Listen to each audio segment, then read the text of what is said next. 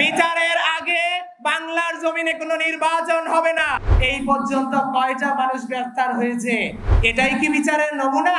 কিভাবে 144 ধারা লঙ্ঘন করেছিল, কিভাবে মানবাধিকার লঙ্ঘন করে মায়ের সন্তানদেরকে পাখির মতো হত্যা করা হয়েছিল।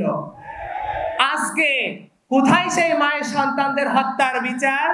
6 মাস হয়ে গেল, আমরা কি বিচারের ন্যূনতম কিছু দেখতে পেয়েছি? কয়টা আসামিকে গ্রেফতার করা হয়েছিল?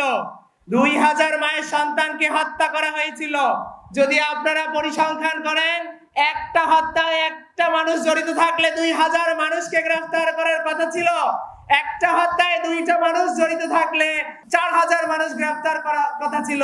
এই পর্যন্ত কয়টা মানুষ গ্রেফতার হয়েছে?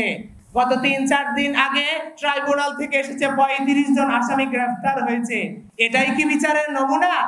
আর কি হবে দেখা, যতদিন যাবে বিচার পাবো কি আমরা? তবে আমাদেরকে সকলকে একটা কথা আমি সবসময় বলি, ঐক্য হবে, সংস্কার হবে, নির্বাচন হবে, কিন্তু তার আগে বাংলার জমিনে প্রত্যেকটা মায়ের সন্তানের হত্যার বিচার হবে।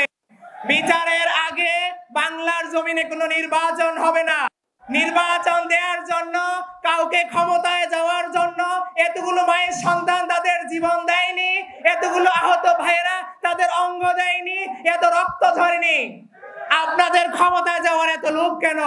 আমি বলতেছি, আপনারা চোখটা বন্ধ করে দেখেন, সেই পরিবারদের কথা চিন্তা করেন, সেই ম্যাসাকারের কথা চিন্তা করেন।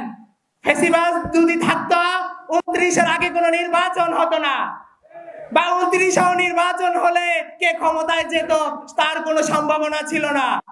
আজকে এত হাজারো মানুষ মুক্ত পাখির মতো ঘুরে বেড়াচ্ছে। এই হাজারো মানুষ তারা জেল থেকে মুক্তি পেয়েছে। এই স্বাধীনতা যে অর্জন হয়েছে সবকটা প্রত্যেকটা শহীদের রক্তের বিনিময়ে। আমি উপদেষ্টা মণ্ডলীদেরকে অনুরোধ করে জানাতে চাই, আপনারা আজকে ক্ষমতায় গিয়েছেন এই শহীদদের রক্তের উপরে। প্লিজ আপনারা এই শহীদদের রক্তের সাথে বেঈমানি করবেন না, জাতির সাথে বেঈমানি করবেন না, বিচারের দিকে দৃষ্টি আকর্ষণ করেন। আপনাদের কাছে অনুরোধ রইল।